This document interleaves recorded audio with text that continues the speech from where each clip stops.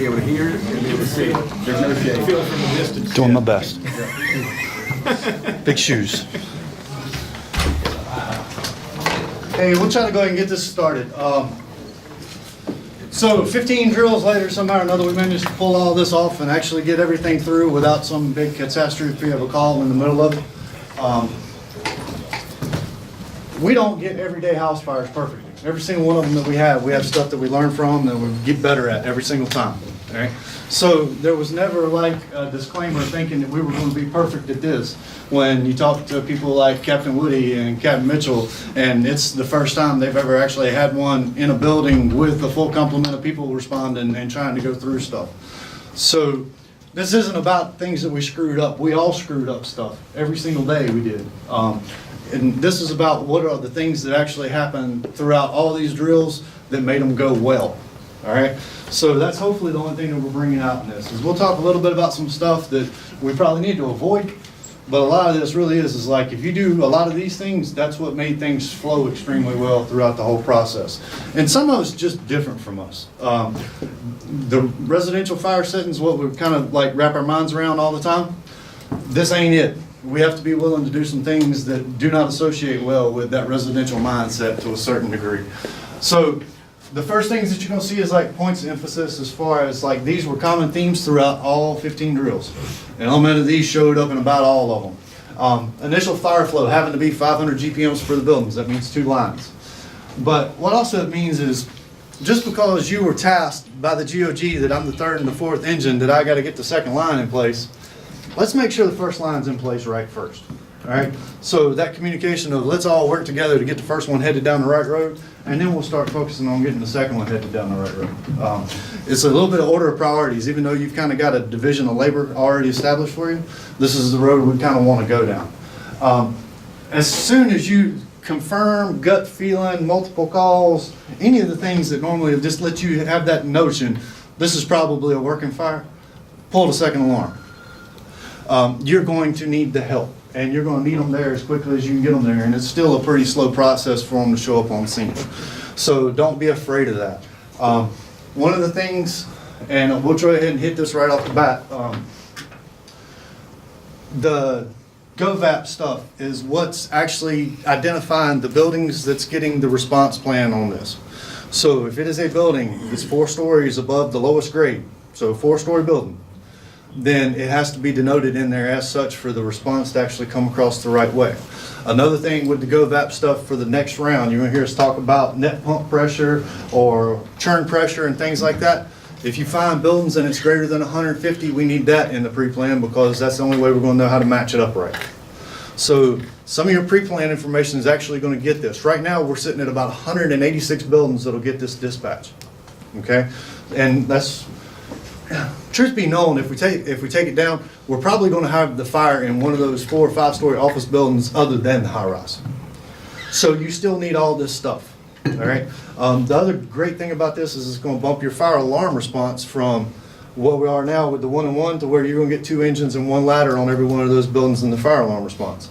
That's going to allow us to have those 2 engines to go down the road of putting the line in place and having sufficient amount of hose to do stuff. And the ladder getting more accustomed to getting off the truck and taking the investigation role and doing those things.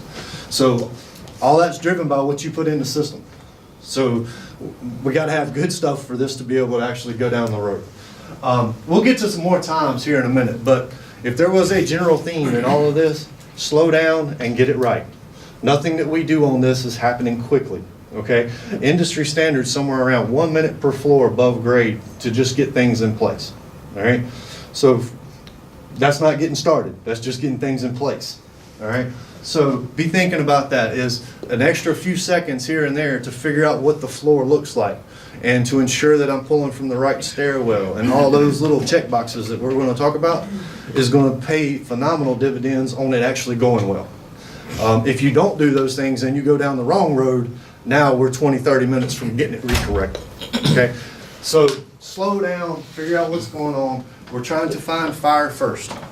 If we don't find the fire, we don't get the right stairwell. We don't get the right stairwell, we don't get water on the fire, everything trickles downhill. It's like any other call. If it starts good, it typically goes pretty well. If it starts bad, this is going to be an even bigger train wreck to stop. Okay, There's too many moving pieces going through things to figure this stuff out. So, radio traffic, and the biggest thing that I'm going to say here is, and we'll hit it a couple more times, the more face-to-face communication you could build on in this, the better the drills win. All right. Chief Gossett put it as there's a difference between talking and communicating. Talking means I'm making noise. Communicating means you understand what I'm talking about. All right. A whole lot of times with our radio traffic, what I meant to say or what I was trying to interpret did not come across that way. Okay, and it happened a lot and repetitively on these drills where I meant this, but that wasn't what they interpreted out of what I said. So thinking about slowing down conditions, actions, needs in that report whenever you talk, a lot of those things led us a long ways. Confirming the fire location before you chose which standpipe to hook up to. Hose management itself. This is one of the ones that's on us, okay? As a training division, we'll take this one because it's been a while since we've done anything with 2.5 hose. It's been a while since we've done anything with 2.5 inch hose. Doing anything with high-rise hose in buildings. Fortunately, here soon, we're going to have a new tower, and that new tower is going to be equipped with a burn room and the ability with standpipes to actually lay stuff out, do stairwell stretches, flows, set pressures, everything that we should be doing on these calls to begin with. So that one's on us. We haven't done it in a long time.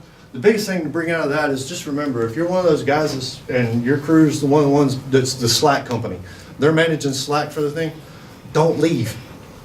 Because when the hose has got to move again, somebody's got to be there to move. All right?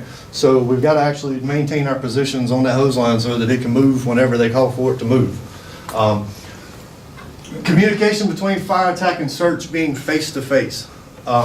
Somebody has got to have an initial plan and somebody's got to be kind of keeping that plan moving. If search doesn't talk to fire attack and then they're headed down that road, now fire attack doesn't know what happened. And we'll hit a bunch of other ones that actually were reasons for this face-to-face communication to be a big thing on these calls and for it to show up.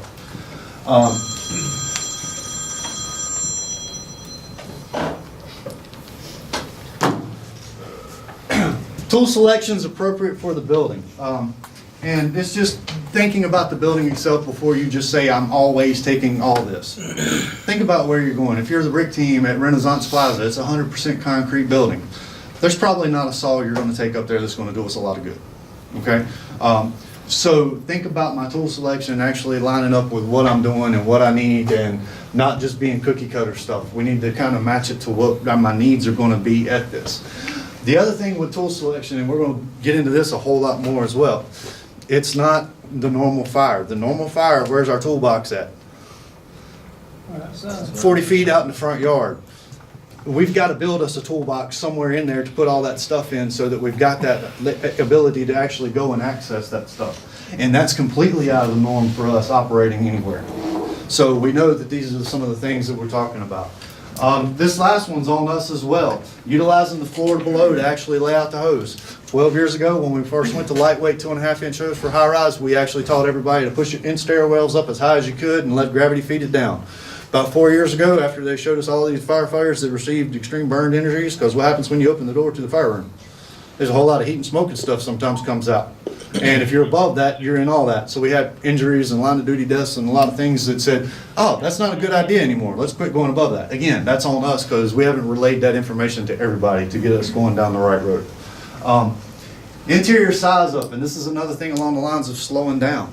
If I'm going through this, one of the biggest keys is nobody in here would go to a residential fire and not do a walk around, right? So in this building, stopping whenever you're getting ready to go up the floor below and going and looking out that stairwell and looking out that stairwell to see kind of how the building's oriented a little bit before you go up and it's smoky and scary and there's dragons yelling at you and stuff. So just try to figure those things out. Where exactly is everything laid out at? And let's get stuff out of the stairwells, okay?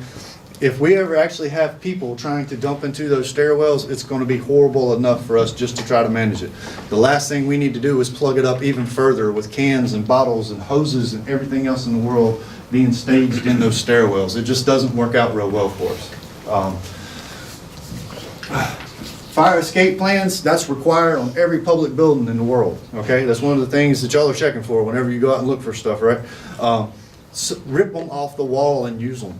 okay? One of the best searches, and I didn't do it, and I almost hate bragging on him, but Chief Smith was on the rescue at the time, and he used that fire escape plan to check off all the rooms as we were doing the search down the hallway. He kept up with all of it just by using that. So if you've got those plans on the floor, remember, that's what it's showing you, is the layout of the floor. What better information can I get as to how things are configured and stuff like that? It's good stuff just to kind of keep up with as you're doing it.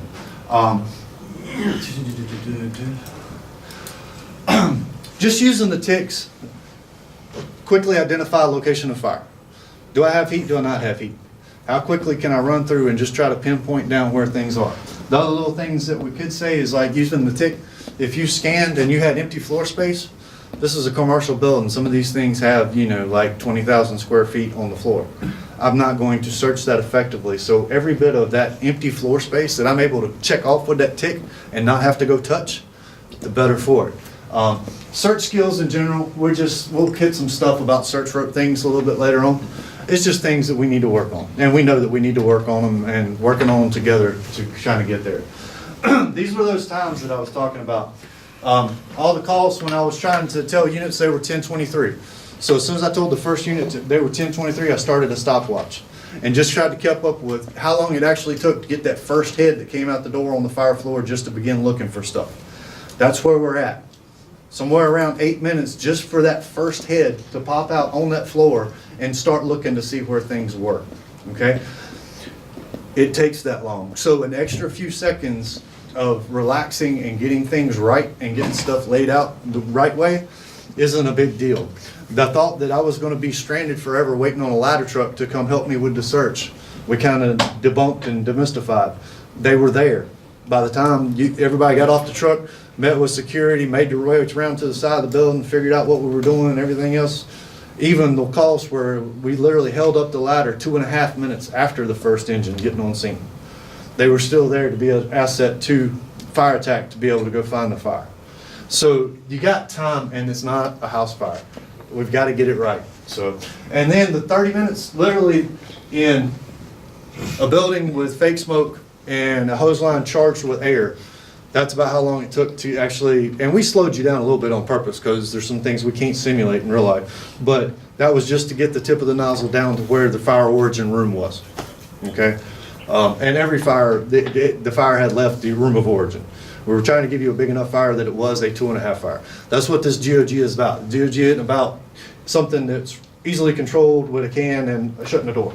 This is, I actually have to put hose in place to actually do some things. But when you look at those times, think, I'm not going but so fast anyway. Like I said, this is us sitting on the truck, ready for the drill, knowing exactly what the drill was in perfect conditions, and we're still that slow. So taking our time is actually going to make us go faster. And that was one of the biggest things that showed up in a lot of this. We'll kind of break things down now and talk about each little piece as they're going through, and like the tips for each piece is like we found them while we were actually going through the drills. These are GOGs. I'm not going to read them to you. You got the GOG, you can read it at your own point. We'll just try to get to the things that helped out a whole lot. As soon as you got in the elevator, which way was the elevator oriented? Make that an audible with your company. All right. Hey, we're getting in the elevator. Which way does the elevator face? It faces Elm Street. Cool. All right. So now I know north is left, south is right, or whatever happens. At least I'm oriented somehow or another with that building from the elevator. Because when I go up, what am I going to be oriented with? Probably the elevator or the stairwell, one of the two. All right. Those are going to be kind of like my home base. Our first drills that we did a month ago, we did not do so well with crowding the lobby. All right. Our first drills a month ago, literally, we thought we were kind of going to a residential structure fire, and everybody slammed into the lobby. I think just because we had that first drill and we had that experience, the last 3 days last week, we never had that issue. Everybody kind of policed themselves to the point it was like, hey, you know what? Those first lines, that first due line and that first due search, they need to go first. Let them go. And everybody just kind of backed off, and we never saw all that pressure diving in on the lobby like we did before. Y'all had 3 that didn't involve a rescue, and the ladder your lobby control got pushed back to 3rd on those. So literally, lobby control really only took up like Rick out of that first due units and then moved people. And it still went pretty good because everybody was relaxed and let the right people go where they were going.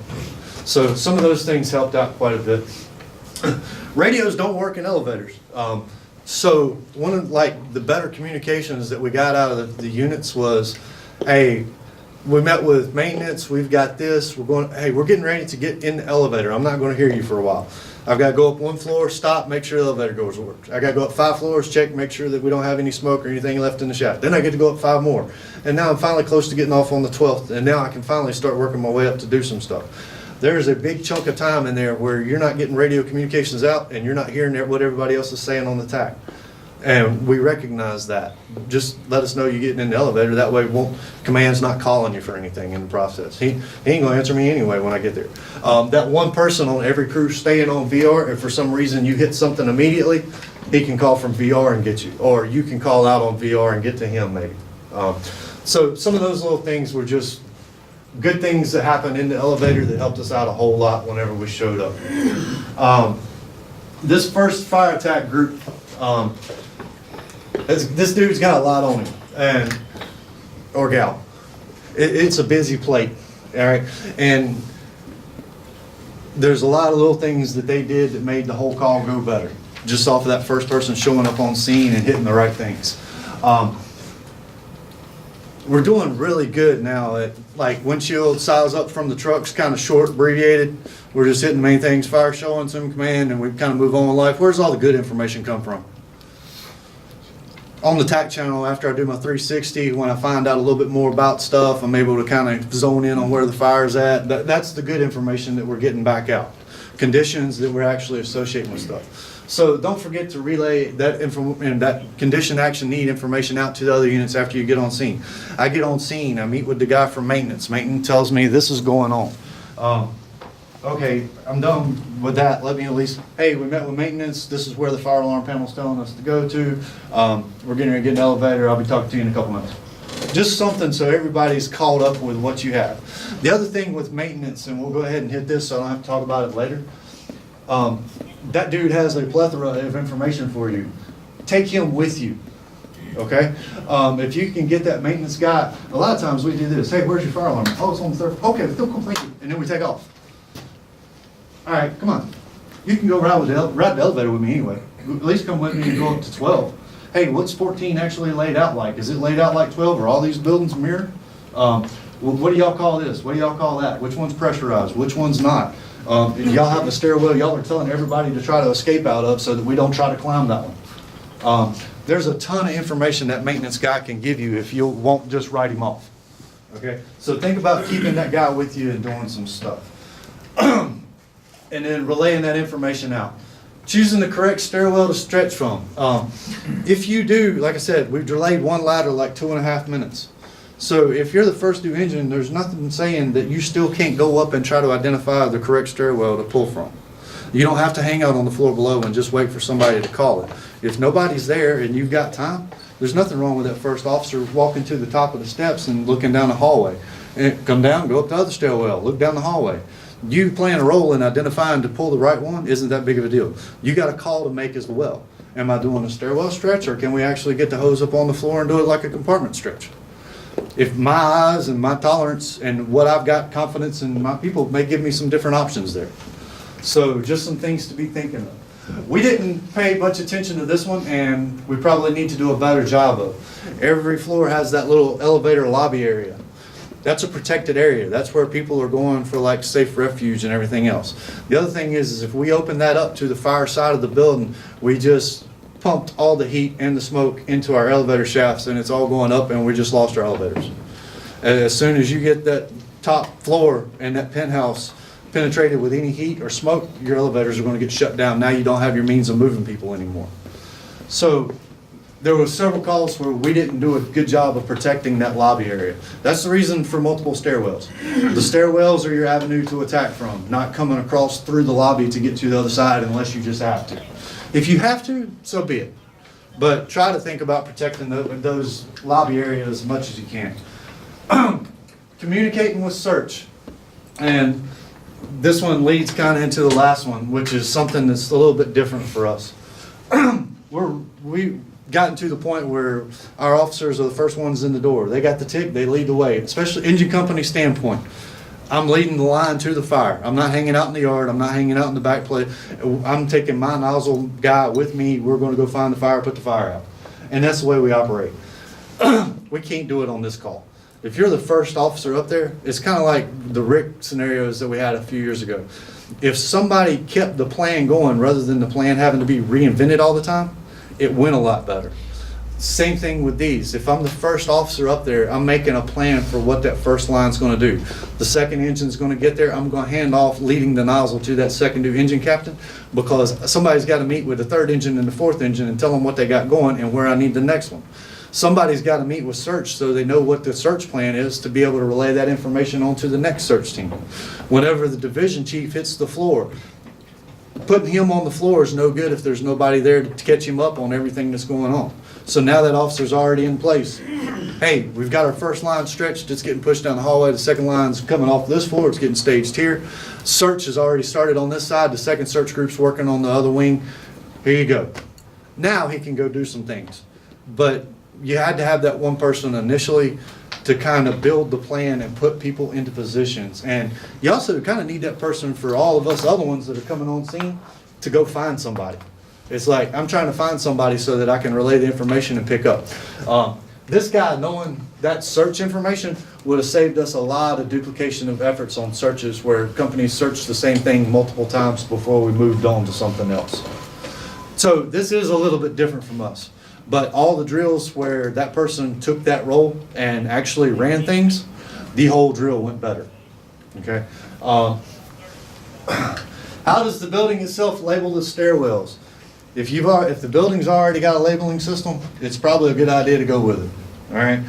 If it's already labeled inside stairwell 1, then everybody that gets in that stairwell is going to know they're in stairwell 1. Okay.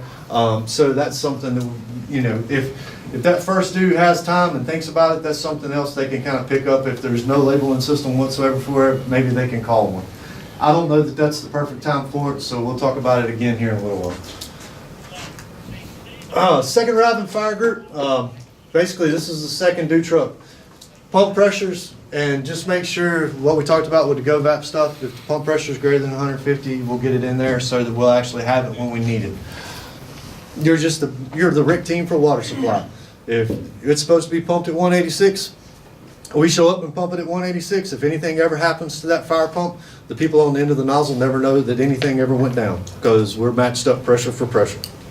That's just going to take us a little bit, and that's something new to us as well.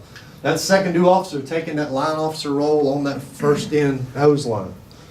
He's there, he's got a tick, he's leading the hose line down the fire. Okay? Advising when the standpipe itself is supplied in the building. Something we missed just a couple times, good practice to get into. Hey, look, just be advised we do have water to the standpipe. That's one checkbox that we ain't got to worry about anymore. And maintaining your positions on the line. Like I said, we've got something coming up probably in September that's going to help with this. It's just we haven't taught how, you know, you've went and pulled 2.5, you've went and pulled 2.5. How many of you went and pulled 2.5 together so that everybody has the same way of communicating and the same way of doing stuff? So that's kind of on us. We've got to work on that and probably get into it some in September, and then we'll hit it again once we get the Connex boxes out here so that we can actually go through high-rise stuff. We know that the big thing is like, don't walk off. Like if your job's moving slack on that hose, don't leave. Just because it stopped moving for a little bit wasn't a chance to go like grab an Oreo cookie or anything like that. Hang out, because eventually they're liable to say they need to move again, and if you're not there, it doesn't move so well. Your third and fourth engines. Whenever you get on that floor, realize that that first line has to come first. That should be your first question to that officer whenever you get up there. Have you got the first line in place? Can I help you get the first line in place? All right, where would you like the second? 2 floors below, same floor, all condition driven. That's why we tried not to go down a definitive, you're going to put the second line here, because conditions can lead you down a road that allows you the ability to go somewhere different. They've got a little bit of a knockdown on the fire, things are looking pretty good. Can I put the second line on the fire floor? I could. All right. typically 2 floors below is kind of like an industry go-to thing. But remember, guesstimating your stretch a little bit. If it took them 150 off of 1 floor below, it's going to take you 200 off the 2 floors below. 50 feet per floor. And we got to remember that whenever we're estimating how much hose to put together to do stuff. So. Tips for the people that got assigned rig. I think this would have happened if the drill would have went on long enough. Once you get kind of things together, go up and have a look on the fire floor and kind of see what's going on, see where people are, kind of get a taste of how things are. You're not staying up there forever, but if you at least get an idea of everything that's happening, then you're a whole lot better off to be able to go to work when it's time.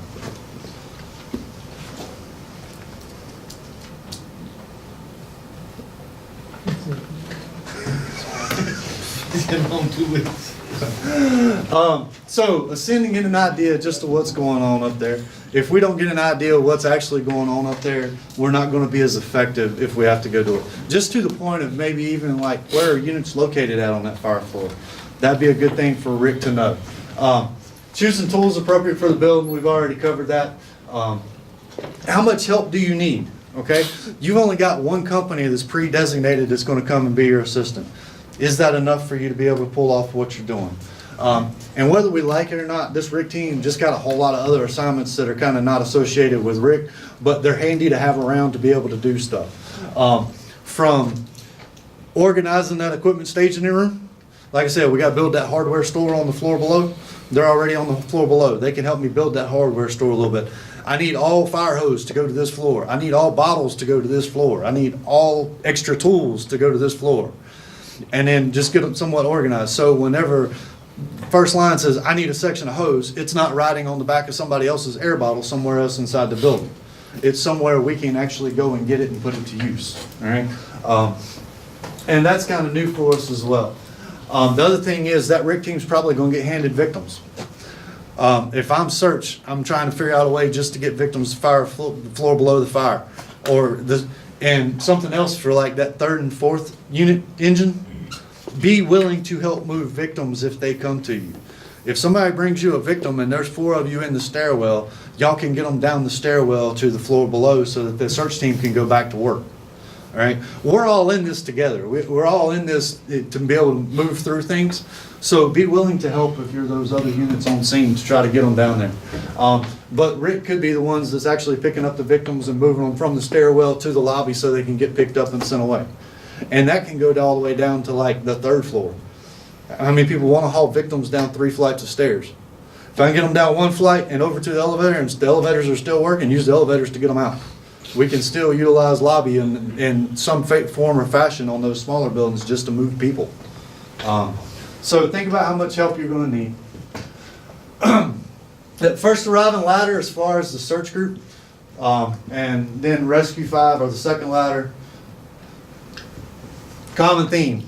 The ones that showed up on the floor and talked to fire attack and said, hey, we're going down this road, it already started that relay of information to everybody else that needed to be able to put the puzzle together. So just that fire attack and search getting together and figuring out, hey, this is kind of our plan of attack, it helped out a whole lot. You can stage some of your tools and equipment on the floor below, okay? We get it. It's on us. 2 hands, 2 tools. We've preached all this stuff. If you don't need it to search, don't carry it around the whole time just to search with.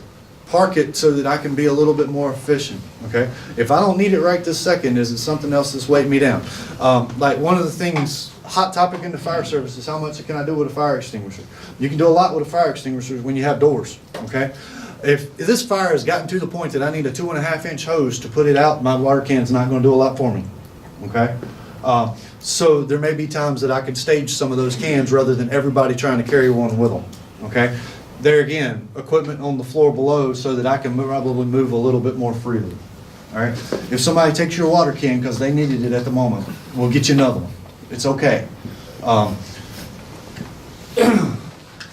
Fire floor is always the priority, and the reason we stress this is like even if my search team can't go down the road because of conditions, they could follow the nozzle once the nozzle starts moving. Okay, so we still got, even though we're saying, hey, look, until they push this back a little bit, you can't get down there far enough to search, or fire conditions aren't allowing you to get down there far enough to search. Once the hose line goes by, there's still very well maybe rooms that we needed to. All right, so remember, the fire floor is always our priority on trying to get it cleared first. The possible split is just thinking, I got 2 stairwells. Is there anything in the world wrong with 2 of us going to look up this stairwell, 2 of us looking up this stairwell, and real quick saying, I got the heaviest smoke and I've got heat. All right, cool. Let's everybody go over here, and now we already know where to hook up at.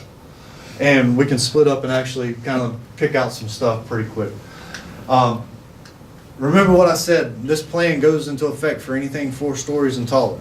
So there's a whole lot of buildings in there that aren't the JP building, all right? So how many of these buildings do I have that I may need that aerial device as a rescue device? I show up and I've already 800 West Market, and I've already got 30 people on balconies and smoke coming out the doors.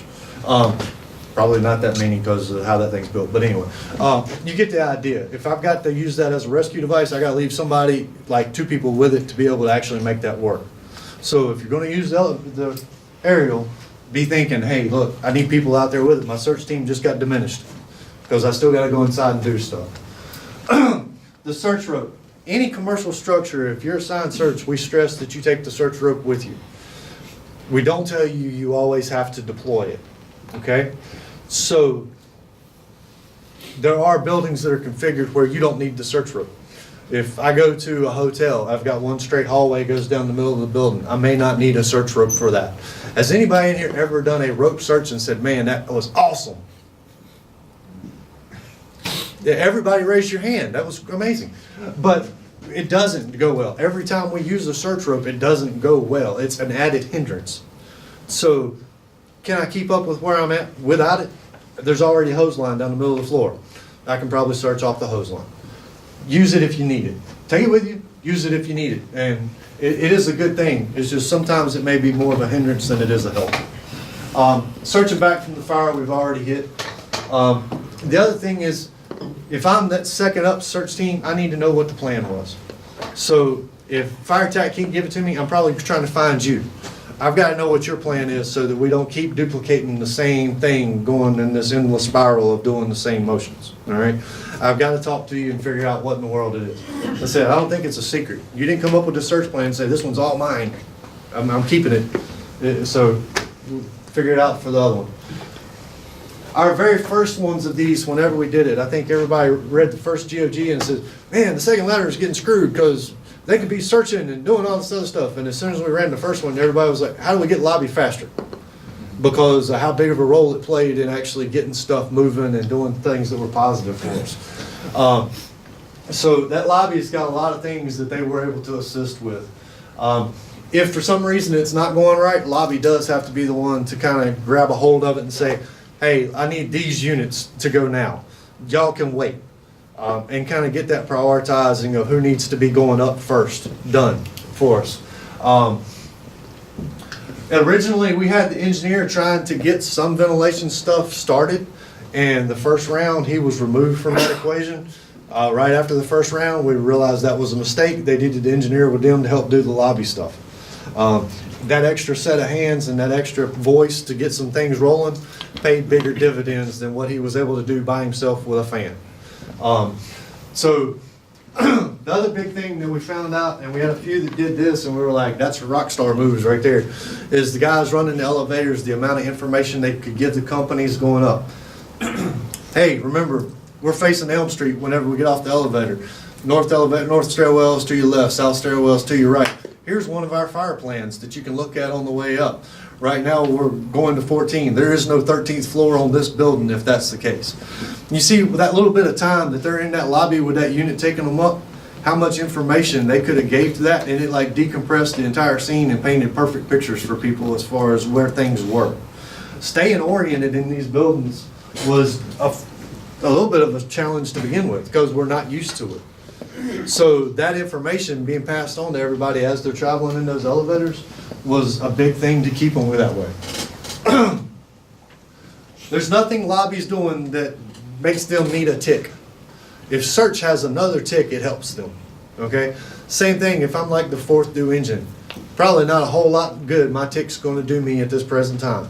If I could give it to the other search team, now that gives them an additional tick to be able to do some things. Don't be shy about giving away something that you don't really need. All right?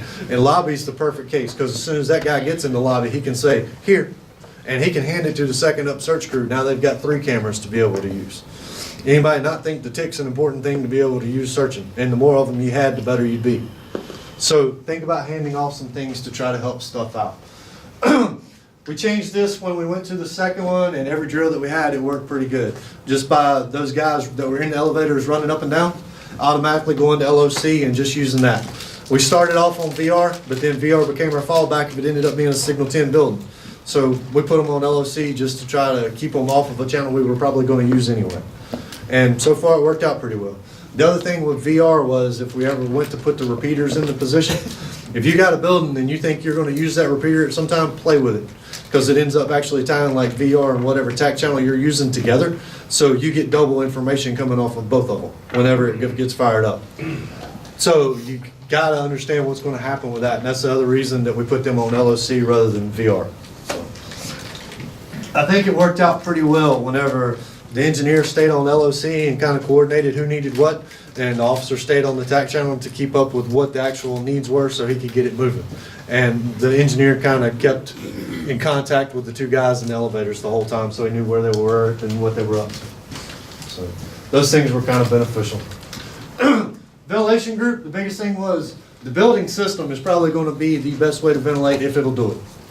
If it won't do it, then you're going to have somebody else shut it down because chances are we don't know what we're doing to get it to happen. All right.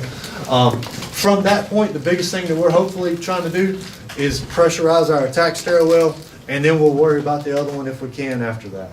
So what's the biggest thing that all the other trucks can do showing up on scene to help out them doing ventilation? Take your fans off. Take your fan off, set it on the curb. That way they can collect them as they need them.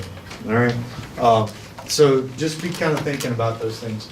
The other thing back here with the lobby, just how much stuff could I have brought from my truck to the lobby or slightly outside the lobby, that after the lobby got like that first wave of people gone, they didn't have but so much to do. They could come down and start getting some of that stuff. Spare air bottles off your trucks. I don't necessarily want to carry them all the way up, but if I could have dropped them outside the lobby, now lobby could actually, the people running the elevators could actually collect those bottles, throw them in the elevators, bring them up and start staging them on that floor below. Now I've already got a cache of bottles being built.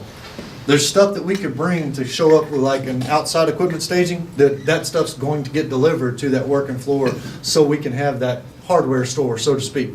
We put a hardware store somewhere close by so that we can get to it. Now, like I said, if I need a bottle, where am I going? Floor below. I need a section of hose, where am I going? Floor below. I need a tool, floor below. I should be able to go there and there's my hardware store to get stuff. And everybody knows where that is, rather than the secret squirrel. I had this bag, and it's really important, but I hid it behind the fern in the corner so that only I knew it was there. Be thinking that we're trying to support the whole incident.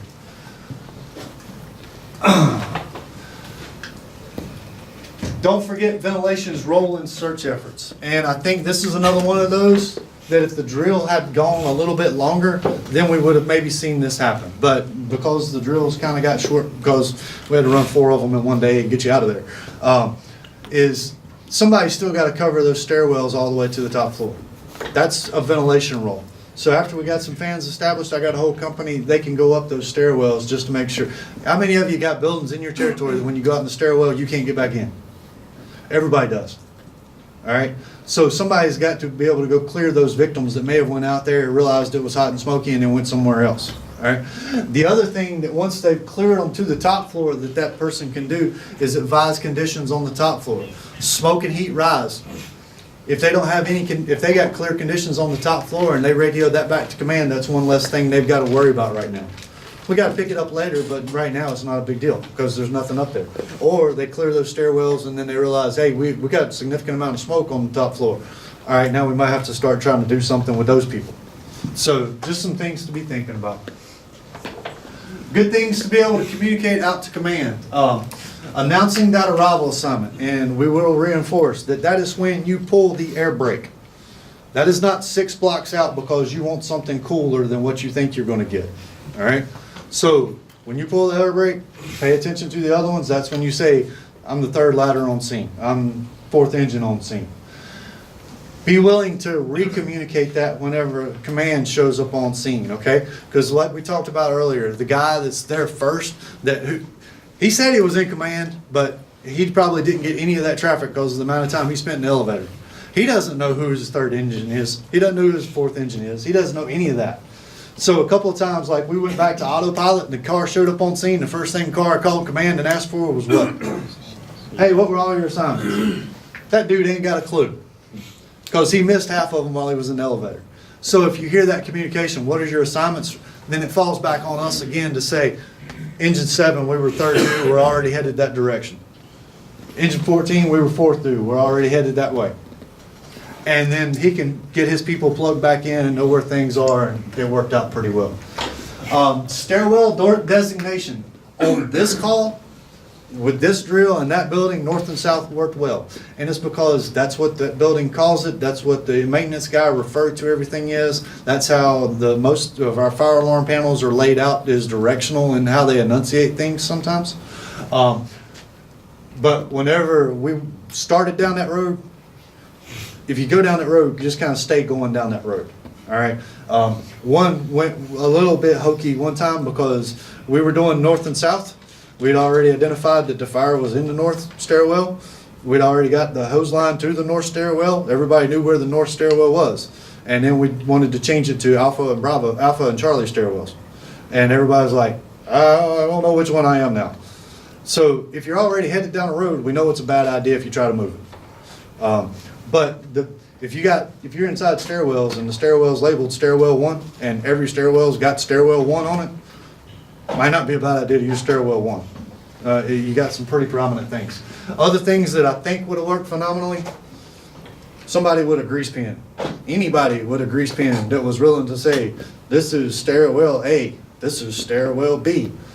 Any of that, so that it was never a question. And there again, relay that to lobby so lobby can tell all the other units as a reminder, hey look, this is this stairwell, this is that stairwell. The CAN report, just when you talk, try to include all 3 of those in what you're trying to say. So if I'm trying to do something, it's conditions, actions, need, try to roll them all into one. That way I can make one short blurb out, I get out good information, people understand me, and we get to move forward. Something we're not real good at that we could probably work on is repeating what was said to you. That tends to be a pretty good pattern when things are getting confusing and hectic, is repeat back what you think you heard. It seems to help out just a little bit. Increasing those face-to-face communications. Without watching, like I said, all 15 of these things, I would have never told you that was how important it was. But literally every one where we talked face-to-face and had an idea, he understood what I was talking about, I understood what he was talking about, and it just went better. The radio side, when we tried to turn it into everybody was telling everybody what to do on the radios, didn't go so well. All right. Victims to the floor below the fire, and this is kind of going back to what I was talking about before. If you're the third or fourth engine and you're just kind of camped out waiting because they don't really need the backup line, but you got a position and you're hanging out in the stairwells, if somebody brings a victim, help them. Don't just look at them and say, no, I'm not helping. You can help. Same thing, the guys on the floor below, you can help move victims. We can't expect that one search crew to try to search this entire building, plus move every other victim that far. We got to jump in and help out each other just a little bit.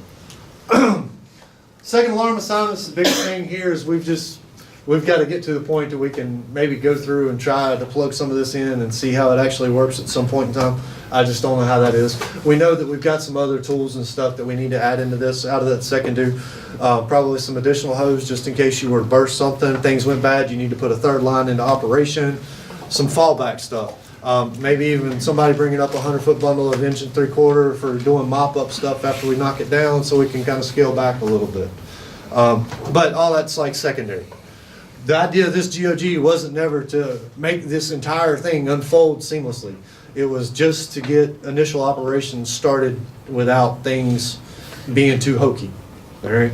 So hopefully we did a decent job of that, at least getting us going down the road that everything initially is kind of driven. And it seemed to work. Like I said, those were the things that made it work better. So we've already covered HVAC stuff as far as doing that. I think we've covered that pretty sufficiently as far as that building that lobby equipment staging area where they've got a place to go get stuff to move it to that working floor, and then that working floor equipment staging so that we all know that that's where we go to get stuff. All right, that way it can help us out as far as when we need stuff. Something else that we've been just reminding people of, for the last 8, 9 recruit classes, we've been teaching the recruits that you audible whenever you hit a half a tank of air. Like, hopefully y'all have heard that at some point in time. Y'all been training with the guys, and at some point in time, the people on the back of your trucks said, Captain, I'm at a half. We're trying to instill that in everybody, because on a residential house fire, it probably doesn't matter all that much. I got a window right there. I got a door 12 feet from me. Being at a half a tank, not a big deal. High rise, we just got started doing our search. We just made it all about the way to wherever we are. Somebody on the crew says, I'm at a half. I might need to be thinking a little bit differently on how I'm going to get him back and get a bottle changed out so that we can get back and start searching again. So just trying to reiterate that again, just so we've kind of got that little bit of an air management thought somewhere built in. Because anybody on that crew says I'm at a half, that at least gives you the opportunity to just, does this matter now, or do I need to just remember it for a little bit later? And it's all about distance traveled and a bunch of other, what are the conditions and a few other things. Communications, ensure every one member on the company somewhere is on VR. That's just because, in all honesty, that comes from years of people just going downtown and knowing every now and then we're going to hit a building that the stuff doesn't work. And we don't have a VR radio on us to know when that first one couldn't get out and they had to switch. So now we've got somebody with us, so as soon as the first person can't get out on a floor and they switch, we know that we're switching. And we're able to communicate something. Another good thing that's been about that VR is there's times when I just need to get something to him. So, hey, tell him that we're still in the elevator and we're almost there, because I can't do anything about it at this point. That one guy can key on VR and just update the chief, and life's good. PPVs being pulled from there and just set on the curb. That way they're staged so other people can find them. We're getting better at this. We still got a little bit of improvement left. We play this joke on the hallway. Top 10 reasons why an engine company needs the address of a building. Installing smoke detectors. That's about the only one we can come up with, okay? So the ladders get the building, all right? If the buildings get bigger, how many ladders need the building? All of them, okay? I need the ladders to have the bigger buildings, especially if it's rescue devices. So if that means you holding off on putting a supply line in place until that ladder can get by you, let the ladder by you. Even when we were doing stuff over at Bennett College, it would be phenomenal to have 2 ladders sitting there beside the dorm so that we can use the aerial devices to be able to do stuff. If we block them out, we can't use them. All right. So remember that they got to have that best access if we're ever going to use them. Before we get into facility training, this is like y'all's chance. Something that you saw that thought made this go extremely well, that we didn't get knocked out in this little part of going through some things. We tried to pay attention and we tried to keep up with things that made it go well. And if I had one thing to stress, what do you think it would be? Communications. Like I said, that face-to-face, like literally we were actually talking about trying to come up with a way to run this drill and take your radios away. So that like all those companies had to communicate just face-to-face and kind of get a grasp for how that worked a little bit and then give you the radios back. But again, this is just so much different than what we're normally used to. Whenever you're talking to senior captains that have been here for a while, and none of them have ever got to even go to a drill of this magnitude to exercise our plans, we're all learning stuff.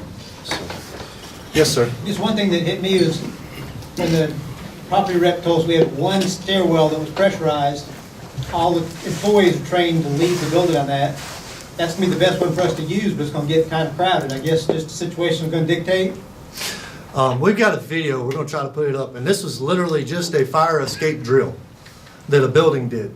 and it's a 4-story office building, and they had told all their employees to use one stairwell. And literally, that entire thing plugged, and nobody moved until the entire first floor emptied. And then the second floor had emptied. And then finally the third floor had emptied. And if everybody in those buildings dumps, we're done. We're not going up those stairs, because you can't salmon it. You can't upstream jump waterfalls or anything like that. So, I don't know, maybe that, I don't know. I don't think there's a good answer. There's no way to predict what's going to happen. Everybody goes back to the station nightclub thing. If your habit is that you go that way, that's the way that you win. So. Yes, sir. Is there a way we can get elevator keys on the trucks? We're working on it. We're actually trying to build everybody an elevator bag that's got like just the 2 or 3 elevator keys that we have for opening up the hoistway doors, and then going ahead and getting like the 4 common ones thrown in there. So everybody's got a bag with 4 keys as well as the right drop keys. That was something else that we never saw. It probably would have been a good idea to keep all that stuff together, because we're going into like a smoke-filled building. And as soon as that gets compromised, the elevator is liable to shut down. And now we got firefighters, and nobody ever had the keys to maybe open up the hoistways to get them out. So we're trying to get that bag just so it's got all the elevator stuff in it. Maybe a couple door chocks and a couple of little things. So it's just a one grab thing and you got it all. Be nice. Thank you.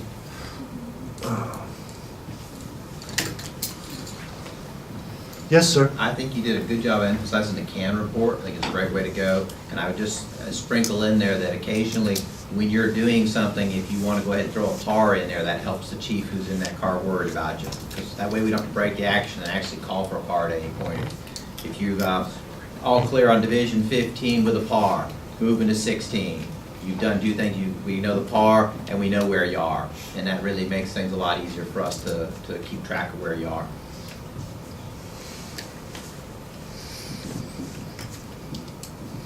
Don't be scared because you're live. You went over a lot of the things that we had gone over when we got back to the station after the drill. One is the officer, maybe that nozzle firefighter, while you're waiting to hear from search, going up each stairwell, poking in, just trying to get some recon on your own. That was, and staging the floor below, on the floor, not in the stairwells, because it's just so congested.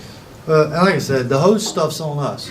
Because 12 years ago when we put the lightweight hose together, we told everybody, you put it in the stairwell.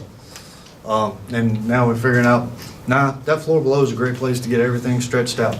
And the other thing is like the little key components that also comes in when putting that together.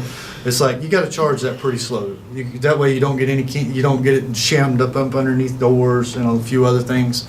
And then you got to actually flow the water somewhere until that guy can get the pressure set right before we can ever even go out on the stairwell. And then that operator's got to stay parked at that thing, because if anything changes, he's got to be able to fix it. We know we got a lot of, and like I said, that's a little bit on us. We got some stuff we got to cover to come up with. Now I know how he's going to do this. Not, hey, how are you doing that?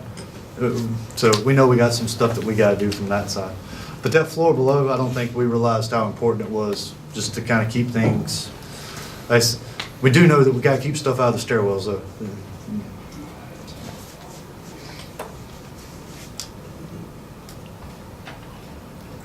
Your turn.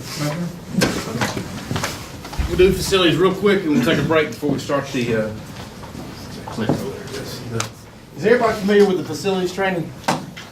Somewhat. Has anybody not heard of it? Okay, good. Just won't take long at all then. This is directly out of the ISO workbook when they came in last summer and they said, here, you need to do this for training, and I'd never done it before. And I was like, oh my God. This was what it is. And all it is how we get our points. The most points you can get for a training center with ISO is 35. You got to have a burn building, which we somewhat have a little bit. Drill tower, at least 3 floors and 2 acres. And the reason I'm showing you this kind of helped us with the Connex stuff, talking with the city and what we need. Hey, if we're going to maintain this standard, we need to get a burn building, one that we can use. So that's where that's beneficial. And this standard changed in 2012, 2013. So we're kind of trying to clean this stuff up and get it right. And that's where facilities training came from. When we met with the guy, he said, y'all, facilities training. I said, well, we do drills. He said, that's okay. You can call it whatever you want to call it, as long as it happens at the facility. I said, yes, it does. And, which it does. So with that, we moved all the battalion headquarters to the facility training just to try it. Kind of work out the bugs with the documentation, issues they might have. So every battalion headquarters have been doing it. And Jason's done it. Who else here is battalion headquarters? Jeff, Nick. Okay, a little different. I know it's an adjustment. With that being said, ISO requires 18 hours of facility training. We're going to do 20. We always do a little bit more, so we're doing 20. We're going to do 12 hours of multi-company and 8 hours of single company. And I'm not going to lie to you. ISO, they do not care if it's multi-single, day, night. The reason we did 12 and 8 is we thought it would be a good balance. Jason at Engine 1, he could really probably get done with facility training by December if it was just all, just facility training, it was multi-company, just being that close. We find out during this trial process that some of the, like Station 18, who's doing it, who's kind of further out there, had more multi-company hours than single company hours. Because when they go all the way out here, well, we're going to stay for 2 or 3 hours because I'm not driving over for an hour. So we thought that might be a good balance. That'll let Jason and Engine 1 get some multi-company, and Seth at Engine 18, it'll kind of push him to get some single company. So 12 and 8, that's the big thing to remember.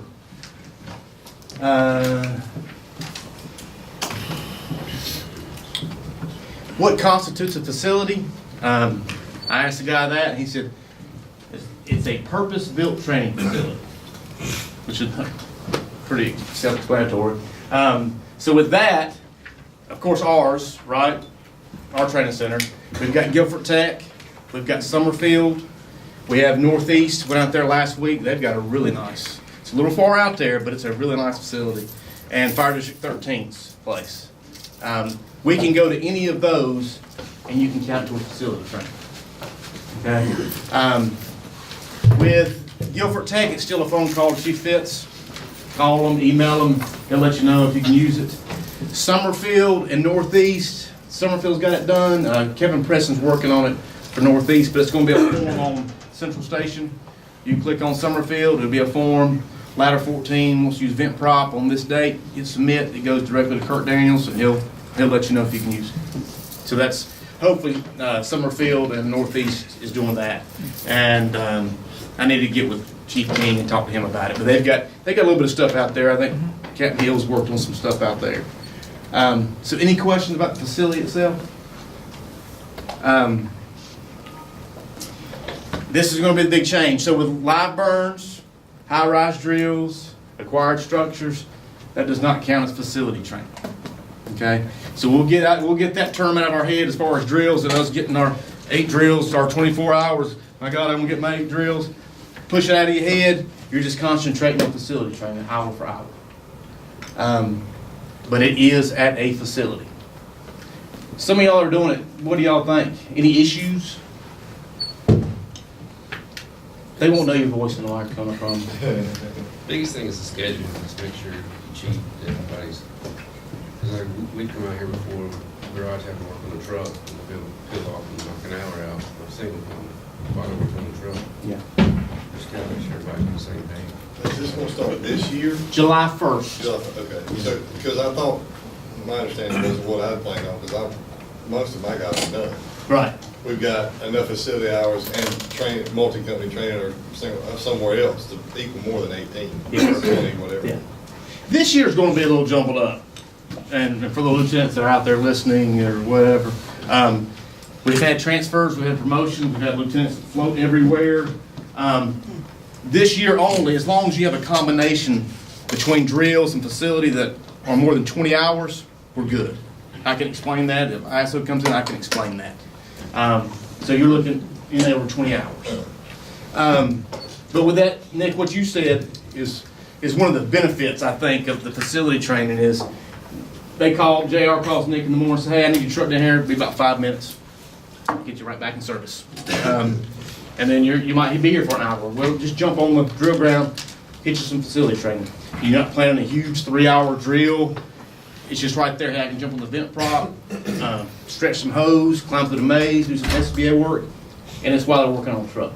Or if Sydney's out here for EMT, and sometimes the morning sessions are a little short, hey, let's just stay and knock out an hour of facility training, and you can knock it out. So there's some benefits there versus the drill. I do believe as far as planning facilities, it's a little bit easier. Corey's not trying to figure out a 3-hour drill, because we always say the 3 hours. I mean, it's full 3 hours of drill. Right? Right. Yeah. So it's a little bit easier to plan that. You're not constricted by hours. It's more skill-based. Within that hour, get what you can get done. Guys at 18 that are coming all the way in town, I mean, they may want to schedule a 3-hour facility training, and that's fine. You can do that. Another benefit is if, like this September, we're going to be doing some door to the seat of firework with all the engines. All the engines will come out here, and you'll be 3 engines in the morning, 3 in the afternoon. Those 3 hours we do that, that's facility training. So it can be training center led. You remember when it used to be, hey, can we get a drill out of this? Sorry, you can't get a drill. You get facility training. Doesn't matter who's leading it, it's facility. Documentation is really not going to change any. You will not see this anymore. You won't see anything that says drill. It'll just be facility. You'll open that. It'll be multi-company 12, single company 8. And then when you click on that, it'll open the form behind you. One thing I will tell you, when you open it, the notes thing will be green, like there's notes there already, and all it says is facility training. So you do need to add a narrative. And I beg you, please add a narrative, because what we're going to now, and Jones is going to talk about the calendar here in a second, is right now when Sydney goes in, you do those 8 props you got to go through and pick to see which one you want and select. Sends it to Captain Jones approves it, then you come out here. We're going to do away with the approval process, okay? And Jones is going to explain, he's going to squish all his calendars in one, so it's Bobby clicking drill ground, and it goes, you go take care of business, and then us here at the training center, we'll just do quality checks. And that's accreditation stuff. Right, now, what about the narratives? Right now, we've got kind of set narratives for the... Right. The way it is now, the narrative you put in your request is the narrative you put in your firehouse. We're not worried about that. You don't have to have that. And Jones will explain that. So that's the only really change you'll see as far as documentation. We're trying to make it a little bit easier. Does that change 240 at all? Well, we went to 196 last year, so it doesn't change that. So if you still wanted to pull holes in your neighborhood in the manor house, that goes to your 196. Yep. Does anybody remember to have a drill you had to have hose on the ground? I remember that. I don't know where that came from, but anything facilities training, as long as it's fire ground activity, can be facilities training. RIT, ventilation, forcible entry, SCBA, anything that's fire ground related can be facility training. The hose ain't got to be on the ground, and be charged. Extrication. Extrication can't. Yeah. Well, I guess if you shove the car inside the house and light it on fire, you could do that. That's one of the caveats. Extrication doesn't count. And I did ask that question, and it doesn't count. Any questions about facility training? Yes, sir. Chief, say I have a company where all my members needed a multi-company facility training, but one only is single because of all the floating in higher back. Can I downgrade a multi-company to a single for that person? Certainly I can't take a single, make a multi, but can I document it as a single for someone that needs a single?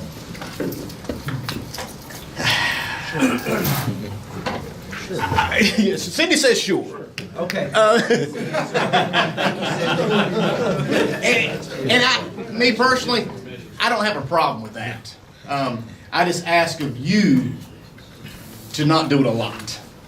And we'll see how this goes. But because, again, ISO doesn't care if it's multi or single. That's for us. Then it shouldn't matter. It shouldn't matter, but that's the standard we're trying to keep. And I know we get in a bind sometimes. People's always floating. Lieutenants are out here, and you're all over the place. But keep it kind of under control. Our goal is 12 and 8. And I think we can meet that fairly easy. Yes, sir. Any other questions? Again, day and night's gone. So you won't see anything out there or not. Here you go, John. All right, so everybody loved having 7 drill ground calendars, right? We haven't put it in there until I had a chance to talk to all of y'all.